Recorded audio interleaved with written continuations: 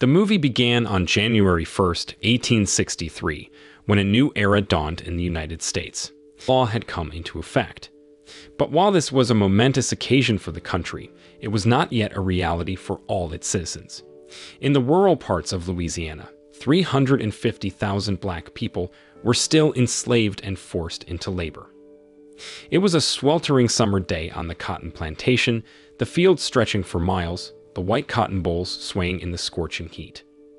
Among the rows of crops, hundreds of black people toiled endlessly, sweat glistening on their skin, the weight of oppression heavy on their shoulders. They were slaves owned by the powerful and wealthy John Lyons, a white man who cared only for the profits that their labor brought him.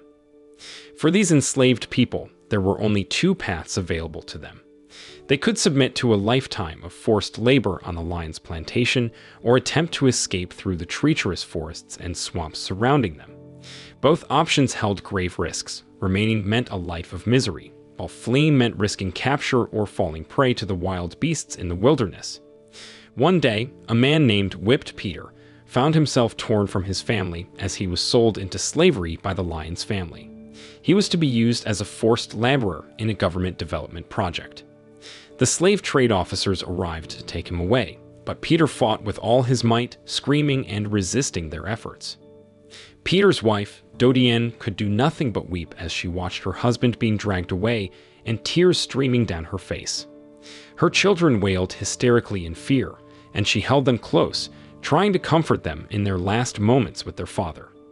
At that time, his family was heartbroken, knowing they may never see him again, and that this cruel injustice would forever change their lives. With a gun pointed at his wife, Peter knew he had no choice but to submit to the officer's orders. He couldn't bear the thought of harm coming to his family, and so he was dragged away, along with the other slaves, to a forced labor camp located near a treacherous swamp. As Peter was pulled away from his family, his heart ached with grief and sadness, but he didn't lose hope. He knew he had to be strong for himself and his family. He believed that one day he would be able to gain his freedom and save his loved ones from the cruel fate of slavery. He held on to that hope tightly. It was the only thing keeping him going through the hard days that lay ahead. He knew that he had to survive. Traveling quite a distance, Peter and the other slaves finally reached the Valley of Death. The sight that greeted them was a grim one, with several black slaves' head mounted on spikes at the entrance, meant as a warning to any slave who dared to think of rebellion. As they stepped off, their legs and necks were shackled with iron chains, and they were forced to bow their heads in submission to the white guards. The Valley of Death was a place of unspeakable brutality, where black slaves were mercilessly punished for the slightest mistake or even tortured for the sadistic pleasure of the white officers. Despite the horrors he witnessed, Peter refused to be broken. He held his head high and kept his spirit unbroken. He knew that escape was his only hope, and he bided his time, waiting for the perfect opportunity to make his move. He kept a glimmer of hope as the strength he needed to survive and fight for his freedom. He knew the road ahead would be long and hard, but Peter was determined never to give up on his dream of freedom. In this forced labor project, the slaves built a railroad bridge connecting Louisiana with Houston and Alabama. Every work site was heavily guarded by armed white officers, ready to kill anyone who disobeyed. At that place, Peter was the only slave who didn't show any fear, daring to look the officers in the eyes. This made him a target of their constant scrutiny. One day, as Peter was working alongside a man named Gordon, lifting heavy logs, Gordon suddenly collapsed from exhaustion and dehydration.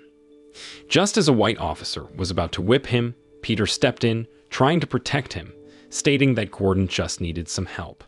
But his act of bravery did not go unnoticed. The sheriff named Howard was infuriated by Peter's attitude and pointed a gun at him, intending to kill him. However, at that moment, another officer named Fassel arrived, carrying with him a runaway slave, interrupting Howard's violent intentions. Fassel was a ruthless officer whose job was to capture runaway slaves and bring them back to the camp. He was infamous for his cruel torture methods, earning him a reputation as one of the most sadistic officers among the slaves. The slave Fassel had captured this time was a man named John. To instill fear in the other slaves and deter them from trying to escape, he subjects John to brutal and painful punishment in front of the other enslaved men and women, including pouring hot lead on him. That night, after Fassel had brutally tortured John, he was tied up in the middle of the room, where the slaves were locked up so that they could all witness the horrific fate that awaited. Peter was different. His resolve remained unshaken. He knew that his faith in God would see him through these dark times, and he believed that one day God would free them all from this oppression. Feeling bitter and angry, John confronted Peter, asking him where this God who would save them was. There he could see John's pain and hopelessness, which pained him greatly. He fought back his tears and replied that he didn't know why God didn't appear to some people, but that he would pray for John to get to know God better. Peter had faith that through prayer, God would help them get through those difficult times, and maybe one day will free them from the cruel fate of slavery. The other day, Peter and Gordon overheard a conversation between Howard and another white officer named Leeds when they were talking about the new policies inaugurated by President Abraham Lincoln. From that conversation, Peter learned that President Abraham had abolished the practice of slavery throughout the U.S., and that currently his army was fighting in the Baton Rouge region against opposition forces. Then Howard said that at this time, all the black slaves who had managed to escape were gathering in the Baton Rouge area to get protection from the soldiers of Abraham's army. After saying that, Howard suddenly became angry with a slave because he had given him a piece of stale cake for lunch. When he hits the slave, his view is diverted to Peter, who stares intently at him and makes him annoyed.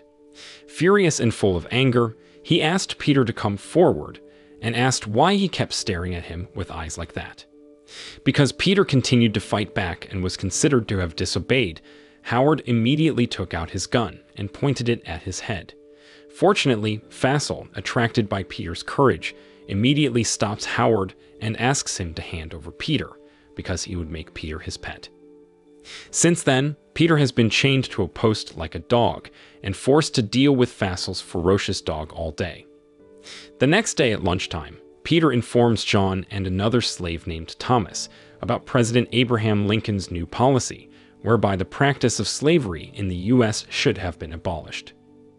Then Peter invited John and Thomas to plan their escape to Baton Rouge and gather with Abraham's army to save the slaves. He felt sure they would have the right opportunity and timing to escape the torture camp, and dashed towards the Baton Rouge through the swamp forest. The next day, when one of the slaves collapses from exhaustion, the officers ask Peter to take the slave to a dugout, where the dead slaves are dumped. They gave him a shovel to bury the unconscious slave in the dig with the bodies of the other slaves. However, he realized that at that time, Howard and Leeds had been preparing to shoot him from behind, so Peter intended to fight and use the opportunity to escape. Simultaneously, the attention of the white officers had also been distracted by an explosion coming from outside the camp, so it was the perfect time for Peter to escape into the forest. After he took a knife, Peter called John, Gordon, and Thomas to run towards the forest together, while the other slaves who wanted to escape the other way had to be killed by the officers' shots. After the chaos subsided, Fassel and his men immediately prepared to chase Peter and his friends into the woods with their horses and bloodhounds. At that moment, they ran as fast as possible to escape the fierce bloodhounds until they finally arrived at a swamp and decided to cross it. Unfortunately, Thomas chose not to join in crossing the swamp after he saw a crocodile that appeared on the water's surface. So he was caught by Fassel's 3 ferocious dogs and pounced on by them. Not long after, Fassel and his men came to save Thomas from the attacks of the ferocious dogs, and then asked him to tell them where Peter and the others were going. After Thomas informs him that Peter is going to the Baton Rouge, Fassel releases him and lets him cross the swamp. But when Thomas is in the middle of the swamp, Fassel cruelly shoots him dead and allows him to become food for the crocodiles in the swamp.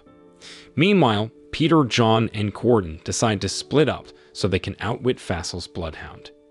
At that time, John would head toward the path, Gordon would hide in the swamp, and Peter would head toward the woods.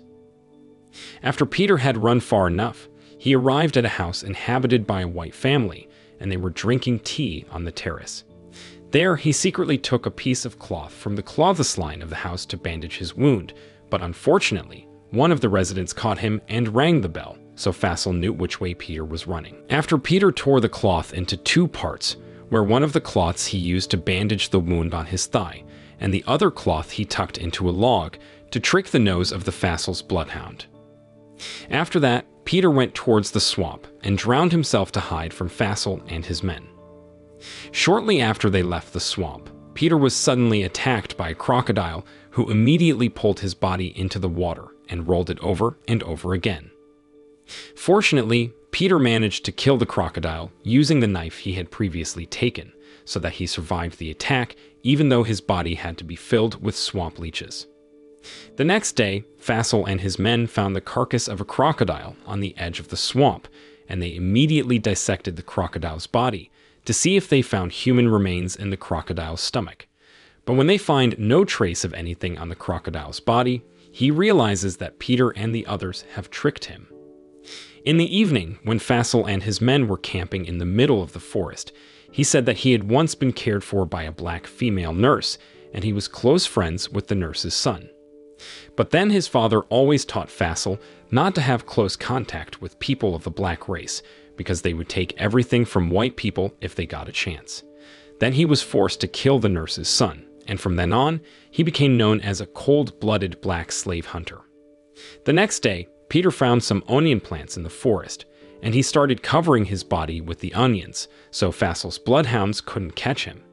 He continued his journey along a path impassable by a horse and walked along the coast of the swamp, before he finally rested in an old abandoned hut. Meanwhile, at the cotton plantation, WN gets word from a slave trade officer that Lyons intends to sell her to a man named Fabian, and she will be separated from her children. After hearing the news, she was determined to put her hand into the cotton grinding machine and asked her daughter Laurette to run the machine. Dodian deliberately did all that so that Lyons canceled his plan to sell her to Fabian, so that she would not have to part with her children. On the other hand, Peter, who was very hungry, decided to climb a tree and take some honey he found in the forest. Unfortunately, when Peter burned the leaves to produce smoke that could drive away the bees, Fassel and his men saw the smoke, so he immediately went to where the smoke was coming from.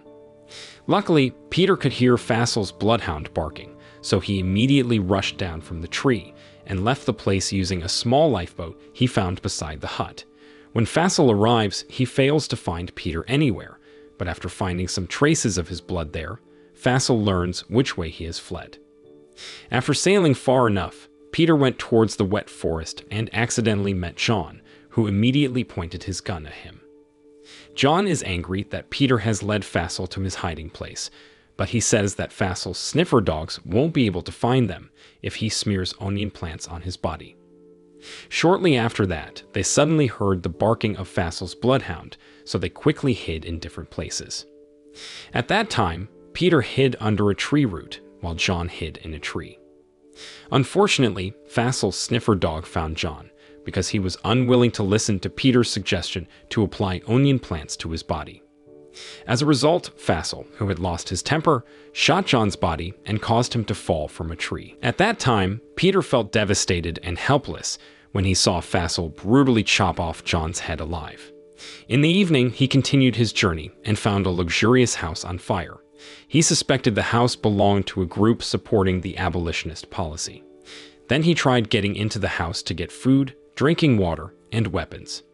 After eating food and drinking a glass of water, Peter accidentally found a little girl who was dying, so he rushed her out of the house.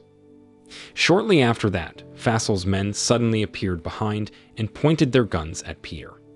However, he didn't even try to run away and was still trying to protect the dying little girl. Unfortunately, the girl could not be saved and had to die. Furious with the situation, Peter started to fight back and finished off Fassel's two men.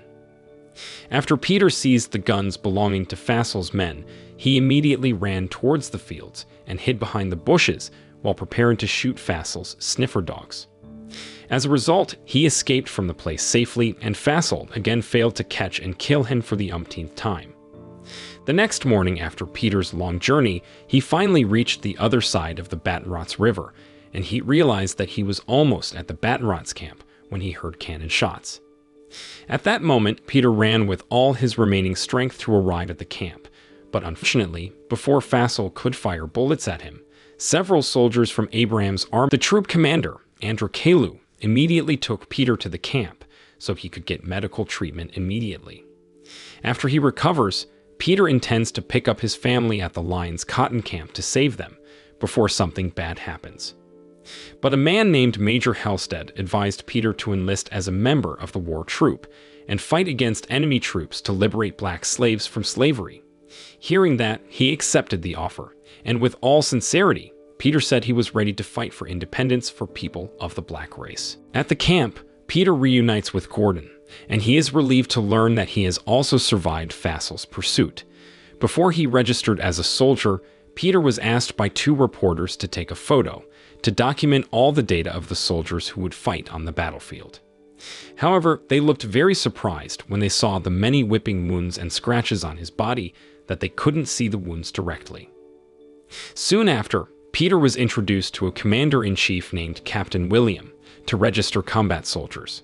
But when Captain William saw the scars from Peter's photo, he refused to accept him as a soldier because he was considered a dissident. Then Peter explained that all the injuries resulted from the struggle he had waged against injustice and oppression by slavery officers.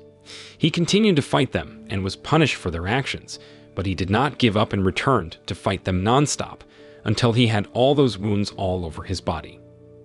Seeing the ambition and tenacity shown by Peter, Captain William changed his mind and decided to accept him as one of Abraham's soldiers, who would fight on the battlefield to free his group from slavery.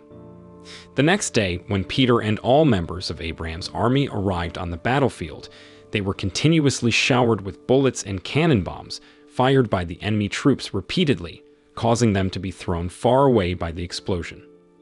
Luckily, Peter survived the explosion, and most of Abraham's army managed to enter enemy territory and take the battle. After that, he took a sniper rifle and shot the enemy troops firing cannon bombs, so that not many of Abraham's troops died and became victims of the explosion. After successfully killing the cannon bomb operator, Peter shouted as loud as possible to ignite the enthusiasm of all the soldiers and ran forward toward the enemy troops to destroy the enemy's cannon launchers. After a long battle that resulted in many casualties, Abraham's army finally won and achieved complete victory. After the victory, most of the practices of slavery in the U.S. were abolished, including forced labor on the Lions cotton plantations. After the war ended, Peter looked around the crowd at the plantation to find his wife and daughter. The movie ends by showing Peter successfully reuniting with his family and achieving his dream of freeing his family from slavery. The moral message that can be learned from this movie is that differences exist to teach the values of tolerance and humanity in our lives.